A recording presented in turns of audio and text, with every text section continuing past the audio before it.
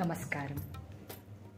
ನನ್ನ ಹೆಸರು ಮಹಾಲಕ್ಷ್ಮಿ. ಎಲ್ಲರೂ ಚೆನ್ನಾಗಿದ್ದೀರಾ ಅಂತ ಭಾವಿಸ್ತಾ ಈ ವಿಡಿಯೋವನ್ನು ಶುರು ಮಾಡ್ತಾ ಇದ್ದೀನಿ.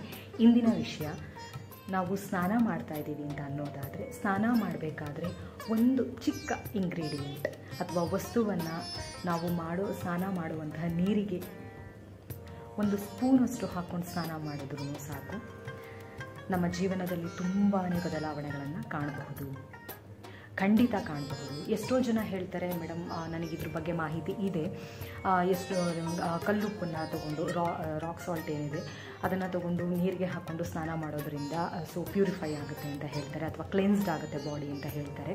ಹೌದಾ ಅಂತ ಕೇಳೋದಾದರೆ ಖಂಡಿತ ಹೌದು.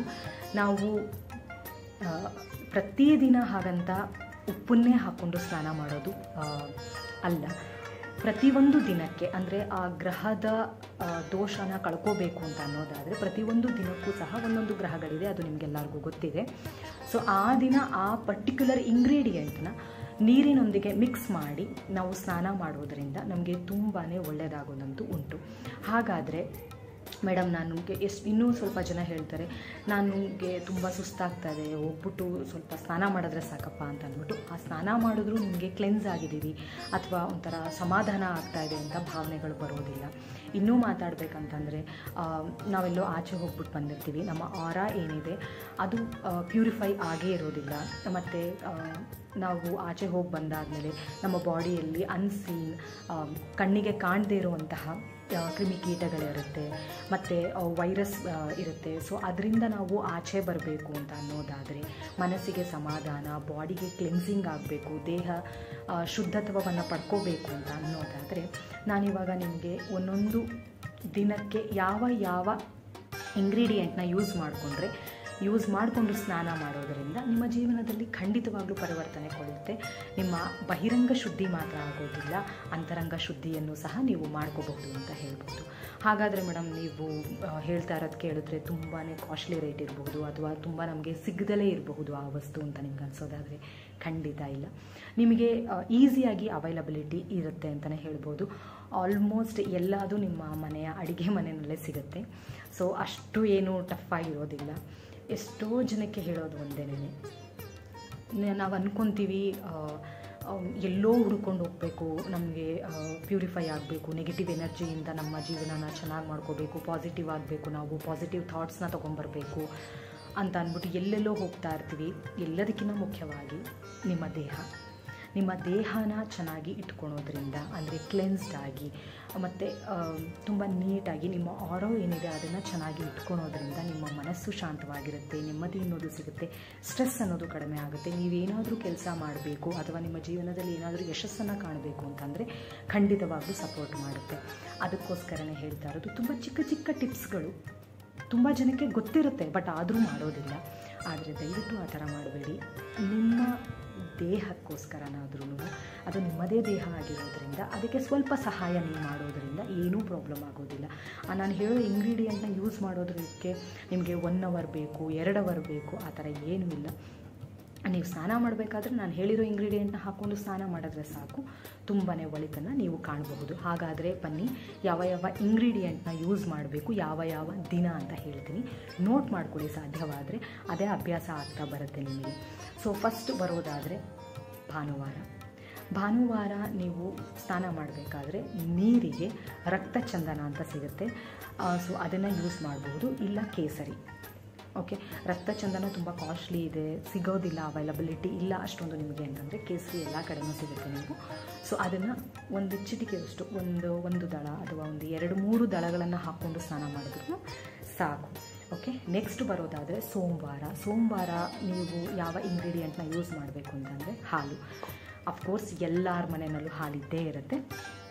ಹಾಲು ಅಂತಂದರೆ ಮೇಡಮ್ ಜಾಸ್ತಿ ಹಾಕ್ಕೋಬೇಕಾ, ಎಷ್ಟು ಸ್ಪೂನ್ ಹಾಕ್ಕೋಬೇಕು ಆ ಥರ ಎಲ್ಲ ಕೇಳೋದಾದರೆ, ಸೊ 1 ರಿಂದ 2 ಸ್ಪೂನು ಹಾಲನ್ನು ನೀವು ಸ್ನಾನ ಮಾಡಬೇಕಾದ್ರೆ ಆ ನೀರಿಗೆ ಹಾಕ್ಕೊಂಡು ಸ್ನಾನ ಮಾಡಿದ್ರೆ ಸಾಕು. ಸೊ ಇದರಿಂದ ನಿಮಗೆ ಬಾಡಿ ಕ್ಲೆನ್ಸ್ ಆಗುತ್ತೆ, ಆರೋನು ಸಹ ಕ್ಲೆನ್ಸ್ ಆಗುತ್ತೆ ಅಂತ ಹೇಳ್ಬೋದು. ಸೊ ಮಂಗಳವಾರ ಅಂತ ಬರೋದಾದರೆ ಮಂಗಳವಾರ ಉಪ್ಪಿನಿಂದ ಸ್ನಾನ ಮಾಡಬೇಕು. ನಿಮಗಾಗಲೇ ಹೇಳಿದೆ ಮೇಡಮ್ ಪ್ರತಿದಿನ ಉಪ್ಪು ಹಾಕ್ಕೊಂಡು ಸ್ನಾನ ಮಾಡಬೇಕಾ? ಖಂಡಿತ ಇಲ್ಲ. ಮಂಗಳವಾರದೊಂದು ಉಪ್ಪನ್ನು ಹಾಕಿಬಿಟ್ಟು ಸ್ನಾನ ಮಾಡಬೇಕಾಗುತ್ತೆ. ಉಪ್ಪು ಅಂತಂದರೆ ಪುಡಿ ಉಪ್ಪ, ಕಲ್ಲುಪ್ಪನ್ನು ಹಾಕ್ಕೊಂಡು ಸ್ನಾನ ಮಾಡಬೇಕು, ಪುಡಿ ಉಪ್ಪಲ್ಲ. ಸೊ ನೆಕ್ಸ್ಟ್ ಬರೋದಾದರೆ ಬುಧವಾರ ಬಂದುಬಿಟ್ಟು ಗಂಗಾಜಲವನ್ನು ಯೂಸ್ ಮಾಡೋದು ಬಹಳ ಒಳ್ಳೆಯದು. ನಮ್ಮ ಹಿಂದೂ ಸಂಪ್ರದಾಯದ ಪ್ರಕಾರ ಹೇಳೋದಾದರೆ ಆಲ್ಮೋಸ್ಟ್ ಎಲ್ಲರ ಮನೇಲೂ ಗಂಗಾಜಲ ಅಂತ ಅನ್ನೋದು ಇದ್ದೇ ಇರುತ್ತೆ. ಸೊ ಗಂಗಾಜಲನ ಒಂದು 4 ರಿಂದ 5 ಡ್ರಾಪ್ನ ನೀರಿಗೆ ಹಾಕ್ಕೊಂಡು ಸ್ನಾನ ಮಾಡೋದು ಒಳಿತು ಅಂತ ಹೇಳ್ಬೋದು. ಗುರುವಾರ ಅರಿಶಿಣನೂ ಅಷ್ಟೇ ಅಡುಗೆ ಮನೇಲಿ ಇದ್ದೇ ಇರುತ್ತೆ. ಅರಿಶಿಣ ತೊಗೊಂಬಂದ್ಬಿಟ್ಟು ಒಂದು ಚುಟಿಕೆ ಹಾಕ್ಕೊಂಡು ಸ್ನಾನ ಮಾಡಬಹುದು. ಬೆಸ್ಟ್ ಅಂತ ಹೇಳಬೇಕು ಅಂತ ಹೇಳೋದಾದರೆ ಅಡಿಗೆ ಅರಿಶಿಣಕ್ಕಿಂತನೂ ಅರಿಶಿಣದ ಕೊಂಬು ಬರುತ್ತೆ, ಆಲ್ಮೋಸ್ಟ್ ಗೊತ್ತಿರುತ್ತೆ ಎಲ್ಲರಿಗೂ. ಅರಿಶಿಣ ಕೊಂಬನ್ನು ತೆಗೆದುಬಿಟ್ಟು ಇದ್ದರೆ ಸೊ ಆ ಅರಿಶಿಣನ ನೀವು ಯೂಸ್ ಮಾಡಿದ್ರೆ ಬಹಳ ಒಳ್ಳೆಯದು. ನೆಕ್ಸ್ಟ್ ಬರೋದಾದರೆ ಶುಕ್ರವಾರ ರೋಸ್ ವಾಟರ್, ಆಲ್ಮೋಸ್ಟ್ ಅದನ್ನು ಸಹ ಎಲ್ಲರ ಮನೆಯಲ್ಲೂ ಇರುತ್ತೆ. ಗುಲಾಬಿ ಜಲ ಅಂತ ಹೇಳ್ತಾರೆ. ಸೊ ಗುಲಾಬಿ ನೀರನ್ನು ಸಹ ನೀವು ಶುಕ್ರವಾರ ಹೊತ್ತು ಯೂಸ್ ಮಾಡಬೇಕು. ಶನಿವಾರ ಮತ್ತೆ ಹೇಳಬೇಕು ಅಂತಂದರೆ ಉಪ್ಪನ್ನ ಹಾಕ್ಕೊಂಡು ನೀರಿಗೆ ಸ್ನಾನ ಮಾಡಬೇಕು. ಹೀಗೆ ಪ್ರತಿದಿನ ನಾನು ಹೇಳಿರುವಂತಹ ಇಂಗ್ರೀಡಿಯೆಂಟ್ಗಳನ್ನು ಯೂಸ್ ಮಾಡಿ ಸ್ನಾನ ಮಾಡಿ ಖಂಡಿತ 100ಕ್ಕೆ 100% ನಿಮಗೆ ಒಳ್ಳೆಯದು ಆಗೇ ಆಗುತ್ತೆ. ನೀವು ಅಬ್ಸರ್ವ್ ಮಾಡಿ ಯಾವುದೇ ಒಂದು ಹೊಸದಾಗಿ ಪ್ರಯೋಗಗಳನ್ನು ಮಾಡ್ತಾ ಇದ್ದೀವಿ ಅಂತ ಅನ್ನೋದಾದರೆ 21 ದಿನದ ಮಂಡಲ ಅಂತ ಹೇಳ್ತಾರೆ. 21 ದಿನ ನೀವು ಅಥವಾ 48 ದಿನ ಬೇಕಾಗುತ್ತೆ. ಸೊ ಇದನ್ನು ಪ್ರೊಸೆಸ್ನ ಮಾಡ್ತಾ ಬರೋದರಿಂದ ನಿಮ್ಮ ದೇಹದಲ್ಲಿ ನಿಮ್ಮ ಮನಸ್ಸಿನಲ್ಲಿ ಆಗುವಂತಹ ಬದಲಾವಣೆನ ನೀವೇ ಕಂಡುಕೋಬಹುದು. ಪ್ರಯತ್ನ ಪಡೋದ್ರಲ್ಲಿ ಏನೂ ತಪ್ಪಿಲ್ಲ ಅಂತ ಅಂದ್ಕೊಂಡಿದ್ದೀನಿ. ಆದರೆ ನಂಬಿಕೆ ಅನ್ನೋದು ತುಂಬಾ ಇಂಪಾರ್ಟೆಂಟ್ ಆಗುತ್ತೆ. ಜಸ್ಟ್ ಅಬ್ಸರ್ವ್ ಮಾಡಿ ಏನೇನೆಲ್ಲ ಚೇಂಜಸ್ ಆಗ್ತಾಯಿದೆ ಅಂತ ಅಂದ್ಬಿಟ್ಟು ನಿಮಗೆ ಫೀಲ್ ಆಗ್ತಾ ಬರುತ್ತೆ. ಹೌದು, ನನ್ನಲ್ಲೇನೋ ಬದಲಾವಣೆ ಆಗ್ತಾಯಿದೆ, ನನಗೆ ತುಂಬ ಫ್ರೆಶ್ ಅಂತ ಫೀಲ್ ಆಗ್ತಾಯಿದೆ, ಮತ್ತು ಸ್ಟ್ರೆಸ್ ಅನ್ನೋದು ಕಡಿಮೆ ಆಗ್ತಾಯಿದೆ.